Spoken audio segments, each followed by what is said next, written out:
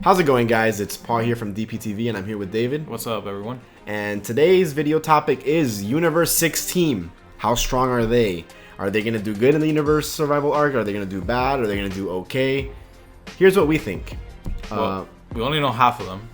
Well, half for sure of what is going to be there. Most likely. We are not even 100% sure on Magetta or Botamo, but almost, I would say 99.9% sure that they're going to return, just because they're not going to want to introduce too many new characters, I feel. And, Botamo and Magetta are, we already know them. They were in the baseball tournament thing. They have no reason not to bring them back, is what I'm trying to say. Yeah, no, I feel for sure they're going to bring those 5 back. And even if they don't, like, going away from that, they're still the 5 strongest from the universe, apparently. Yeah. So there's no reason not to have the 5 strongest in the universe. Yeah, you obviously want the strongest team, so. Yeah, exactly. So they're gonna bring him back, because why would they bring him to the universe 6 versus 7, where the stakes are a lot less important than keeping your universe alive? Mm-hmm. So maybe Magetta was so heartbroken from Vegeta that he doesn't want to fight again. There could be something stupid like that. But nah, I feel like all 5. We're gonna see all 5 of them. So let's talk about each one. Let's start off, I think, with Botamo. We'll go from the order that they appeared in the tournament. How about that? All right. Well, Botamo was the first one, yeah. So let's start with that. Winnie the Pooh looking ass. Yeah, but he, even though funny looking, he had a pretty damn OP power. What was it? Every time he gets hit, he transports into another universe, like dimension. I think it was a dimension, I believe, actually. Like a different dimension or something like that. It was pretty ridiculous. He's basically immune to hits, and I mean the only reason he lost was because he got cheesed with the rules of the tournament. If you get thrown out of the ring, you lose, and which is how Goku beat him. But yeah, he literally only lost due to the rules of the tournament, which were, if you get thrown out of the arena, you're automatically eliminated. And we're not sure if Xeno wants similar rules to that. Maybe what I'm thinking is, if in the arena that we had seen previously, you can see that it's kind of like on a top or something, and there's like a pole in the middle. But maybe all the angels, combine their powers, and the Grand Priest too, maybe, I don't know. Maybe they're all brothers, who knows? We really don't. Yeah. Maybe they put like a force field around the outside of the arena that once the fighter passes through it, you're eliminated. If the rules are something like that, then I don't think Botamo's going to do too much, because he'll just get, like, he can compete one-on-one with just about anybody. But once it comes to them, they can just grab him and throw him out again, just like Goku did. It's just not going to be easy. And especially since everyone from Universe 7 saw him do that, because even the people on the stands, they saw it happen. Yeah. The only one who didn't see it is literally 17. And what are the chances? And so they know how to beat Botamo. So he wouldn't be much of a surprise factor if there's like a force field or a barrier that you can't pass through for elimination. Botamo will get screwed. But I think if it's just like a raw fighting martial arts tournament, like if you get knocked out, you're eliminated kind of thing, then Botamo is going to be a lot better than he was in the Universe 6 and 7 arc. And I feel like they're going to make him a little better than in that arc, because he didn't do anything in that arc. He came in and got eliminated in the same episode. He didn't really do much. And then in the basal arc was just filler. So I think they're going to give him a little bit more spotlight, because we didn't see much of him in that arc. Now, of course, the interesting thing would be if there's no rules like that. If there's no out-of-ring rule, you don't get eliminated. So at that point, he can go really far. Yeah, and I do feel like they're gonna put more spotlight on him, just because, again, he didn't get any character development or anything in the other arc. Even though he was there the whole time, he just got eliminated first episode. So next, who appeared next? Magetta. No, it was Frost, actually. Frost was the next. Frost, right? Yeah. Okay, so we got Frost, and we know what Frost did. Frost was a little cheater. But you think he's gonna pull stuff like that again? I think it's interesting, because it depends to the rules. Remember, the rules for the Universe 6 versus 7 tournament specifically said you can't have weapons or anything like that. We don't know if Xeno's going to have similar rules. We also know that they did find out in his universe that he was bad, because they didn't know that before. Before, they thought he was like some treasured, good guy. But I don't think that really matters at this point, because at this point they're not working towards a goal. They're working towards a universal unification to not lose their entire universe. Mm-hmm. So I think Frost is actually just gonna set aside their differences between him and Cabba and Hit or whatever, and he's gonna work together with them in order to advance in the tournament. Just because if he loses the universe, he loses all his money, his life, everything. Yeah, so I don't think he's gonna like be bad. Yeah, Frost. I also think Frost has probably been training. I hope he has been, because I think they all have been. Yeah, probably all of them have been. And if Frost has been training, it'd be interesting to see if it's a possibility that he unlocked that final golden form. Maybe not, maybe yes, who knows. But we all know what happened when Frieza trained for just 4 months. And if it's a different universe, but I mean, they're the same race. So if he trained even for a little, who knows how incredibly overpowered he can be. I think Ciampa is definitely the kind of guy that would actually go ahead and gather all the fighters, at least the 5 original ones, and probably train them on his own. Just because he really wanted to beat Beerus, because, you know, Beerus is his brother. Yeah. And now there's even more stakes than just beating his brother. So I think Ciampa is the kind of guy that would actually train with him. And remember, training with the God of Destruction is going to be a lot more beneficial than training against Togama or whatever. Yeah. Because Frieza would just beat down on Togama. That's all it would. That was his training. Mm-hmm. But against Ciampa or even like Cabba or something, his training would be a lot more beneficial, I feel. Yeah. So it could be done in a faster amount of time. It'd be really interesting to see how much stronger Frost comes back, or any of these other guys come back. We have next Magetta. Yep. And I don't know his race, how that works, how training would work for that race. I mean, they're like machine. Mm-hmm. Metal Man, I think, is the name of the race. Yeah. And so I don't know what kind of power they can get. I think it's all going to come down to the arena for Magetta, because if it's something similar to like what Vegeta had, like he almost beat Vegeta just because of the barrier, and just the heat, just, you know, whittling down his opponents, and then him just being a really strong guy. He also lost because he got thrown out of the arena. Interesting to note.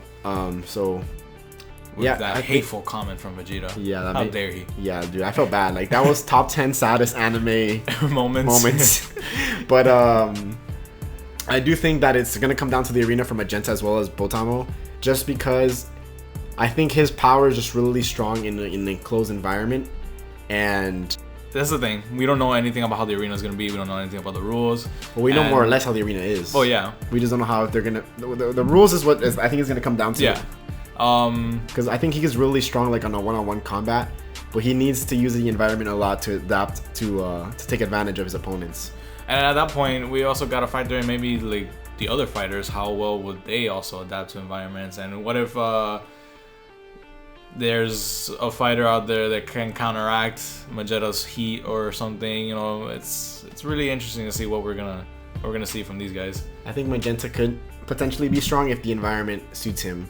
And also, when he sees Vegeta, I feel like he's gonna get like a little riled up, like, oh, maybe, that guy made the comment, or I'm gonna kick his ass this time. And next we got one of our favorites here, Cabba. Honestly, he's my favorite introduced from all of Dragon Ball Super. Followed really closely by Hit, but I do love Cabba just because I love underdogs, and just the way that he is really great. Yeah, and he's a Saiyan, so we all know what Saiyans can do. And if he's been training, and now that he knows how to go Super Saiyan, we hope that when he comes back, he can at least go Super Saiyan 2. At least. I'm thinking at least for sure Super Saiyan 2. Yeah, and the more interesting thing about Cabba is that he still lives, you know, in the same planet. The same planet still exists in that universe. So planet with a V? They don't. Yes, it's not Vegeta. Vegeta, yeah. I forgot the name, but it was the original planet before the Saiyans of our universe had inhabited Vegeta. It's Sadia. Sadia? Wow, I thought it was started with a V. It's planet Sadala or whatever. Sadla. Is that well, it's like, there's like different pronunciations, but it's pretty much Sadla, Sadia, or whatever. So what we think is that Cabba definitely went back after Vegeta's lessons him to teach him how to turn Super Saiyan. He went and taught all the Saiyans in his planet how to turn Super Saiyan. And that's a topic we're going to get into later in the video, but he probably taught everyone how to turn Super Saiyan, so he's probably like, you know, the leader of all the Saiyans in his planet now, just because he's the one who tapped into the potential first. He could probably go Super Saiyan 2 at least, because if he was training with Ciampa and all these things, who knows if he's Super Saiyan God, Super Saiyan. And he may even hold it on until he really needs to. Like, we might see him, if there's rounds, go the first round with only Super Saiyan. And then round 2, they're going to be like, holy shit, this guy can go Super Saiyan 2. And then he'll go on the next couple rounds only winning with Super Saiyan 2. And then in a late round in the tournament, he reveals that he can actually turn blue. Yeah. But he was been saving it as a surprise factor. It'd be really great. That's what I think. Yeah. Because they know Vados and Champa see that they have 2 Super Saiyan gods. Why don't they at least try to get one, Even though Hit can, go one-on-one with any Super Saiyan god. Yeah, and we know how Champa is. Champa definitely always wants to go head-to-head with his brother, so he wants to counteract his gods with one Saiyan god of his own. And, like, if you think about it, Hit and Cabba can take on, like a Super Saiyan god, Super Saiyan Cabba, and a Hit can take on a Super Saiyan god, Super Saiyan Vegeta, and Goku, I think. Yeah. Just, like, equal in power-wise, at least. And that moves us on to Hit. And oh boy, Hit. Again, like, he always gets better. Yep. And it's also going to be interesting if they allow killing in this tournament. I think Hit is just going to be really, really overpowered. Yeah. I don't know if they'll allow it because if you think about it, why wouldn't they allow Hit killing? If the winning universe is going to get, the losing universe is going to get destroyed anyways. Why wouldn't they allow killing? But we'll see. I think it's going to be very interesting. I think Hit, no matter what the rules are, is going to go far in this tournament, and it'd be very surprising. The only person that I can see like surprising us is that guy that's hooded behind the clown god. Yeah. Maybe he gets versus Hit in the first round, and we think Hit's gonna for sure beat everybody, and that guy just goes and kills and beats everybody, and that's the way I can see Hit getting eliminated. That's the only guy that's. I'm calling it here first in this video. You're calling it? The first round, Hit's gonna go against everybody else and the hooded guy. And everyone's like, well, Hit's going to win for sure. And then they're going to reveal the hooded guy to be some overpowered character that can beat Hit, no problem. No problem. Yeah, that's going to be interesting once they reveal. Yeah, that hooded guy looks really menacing. And it's going to be... He's the only character that's with his God of Destruction and stuff. So, well, we'll see what happens with that. But talking about Hit... And the Universe 6 team. Hit... Even if Hit goes up against someone that's much stronger than him, you remember, Goku... Goku's Goku. So Goku, he adapted to how Hit was fighting, but Hit also gets better as he's fighting in the middle of the fight. Mm-hmm. So maybe Hit won't lose so easily, because Hit will adapt to the fight and get even better and better. Like what was it he called it? What was a word for it? I forgot right now. But yeah, he's just gonna keep getting better in his fights, and we don't even know what his full potential can be. We don't know how strong Hit can be, so it'll be really interesting to see how far he goes. Like I said, it's not for sure it's gonna happen, but I feel like they could throw something like that just to show how strong. Maybe it's not even Hit that goes against the hooded guy round 1. It could be like Cabba or Frost or something, or like even someone from our own universe, like Majin Buu or Piccolo or somebody. Like I think it's gonna be someone relevant for sure that goes against the hooded guy round 1. And then they just get utterly dismantled. Like, yeah, it's gonna be someone for sure that's gonna be important. Yeah. Whether it be from our universe or Universe 6's, it's gonna be someone that we can relate to, and we know that they're strong. Yeah. And then they're just gonna show you how much stronger that hooded guy is to the people that we know that are strong, and that's gonna set an early mood for like, dude, these other universes could just be so much more powerful than ours. Yep. Because it's gonna be the first round. I'm calling it in this video. That hooded guy is gonna be in the first fight of the tournament, and we're just gonna see how much stronger he is. And that's going to be like the terrorizing factor of the arc. Watch. Alright, let's move on to the final thing we're going to talk about here for Universe 6. The one everyone's hyped about. What we saw in the trailer. She-Hulk. The female legendary Super Saiyan. The Broly lookalike from what we saw in the trailer. Me and Paul here, we're pretty confident this is definitely going to come out from Universe 6's team. Just because Universe 6 is a parallel of Universe 7. Yeah. And there shouldn't be Saiyans in other universes. Exactly. So I feel this is definitely going to be from the Universe 6's team, from Cabba's planet, obviously. And if we have a legendary Super Saiyan, if we compare the power here, a legendary Super Saiyan was stronger than, what was it? It was also Broly. Yeah. And Broly uses Rage against Kakarot to tap into that potential, but maybe the girls doesn't get triggered by seeing Kakarot, which is most likely not. Obviously, she probably gets triggered either by like, I saw a troll comment that it was like her love for Goku is gonna be what triggers it, but that's obviously troll, like the opposite of Broly. Yeah, that'd be funny. I think it's gonna be more like she's gonna see her teammates, whether it be Cabba or maybe another Saiyan, that is in their team get destroyed, and her anger for, you know, or her lust for revenge is what, you know, triggers the legendary Super Saiyan transformation. But the interesting I wanted to mention was that, you know, we see this legendary Super Saiyan, and we think, holy crap, this is gonna be super OP. We gotta remember that Cabba is the first one to turn Super Saiyan, so I gotta assume that Cabba is gonna be even stronger than whatever this legendary Super Saiyan is gonna be. It's also, she's not gonna have much experience in that form, most likely, just because it hasn't been that much time between the Universe 6 and 7 arc. It's just the Goku Black thing and a couple days after that. But it's definitely gonna be amazing to see the female Saiyan in action. Oh yeah, of course. And we're gonna get some really cool fights here. I really do think though that I think Cabba's gonna definitely be the second strongest of that universe, hands down. Yeah, I'll agree. But what would you say would be the other 4 remaining fighters from that universe? 4 remaining fighters, that could be up for grabs. I feel like we're gonna have probably at least one more Saiyan. Like besides the Broly, besides the female and Cabba, I think we're gonna have at least one more Saiyan. And the other ones, I mean, maybe another Frieza race. It's up for grabs, really. Maybe another Frieza race guy. Who knows? Yeah, it's just honestly, it could be another assassin kind of thing. Yeah, it could be a bunch. It's just up for grabs, really. But I'm sure. But you gotta remember though, they're probably, I say, for sure, probably another Saiyan, just because those Saiyans, you know, once they get trained by Cabba and stuff, they could be much stronger, unlimitedly stronger. The other characters will probably be weaker than the already original 5. That's what I would say. Because they weren't there before. For the Universe 6 and 7 arc, yeah. Yeah, so.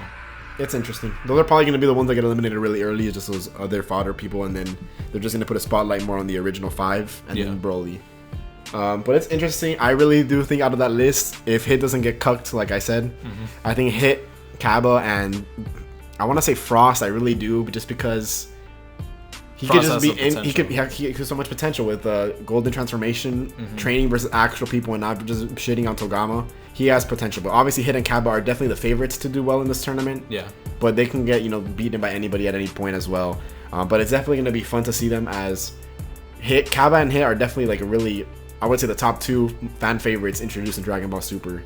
They definitely are for me. So me too, definitely. So what do you guys think is going to come out of the Universe 6 team? Do you think that they're going to go far in the tournament, get eliminated early? What do you guys think? Let us know in the comments below. And I was Paul from DPTV. I'm not him anymore. I was him. And I still am David from DPTV. Thanks guys for watching. Leave a comment. Let's discuss this. If you like the video, leave a like and subscribe. And yeah, catch you guys next time. Peace.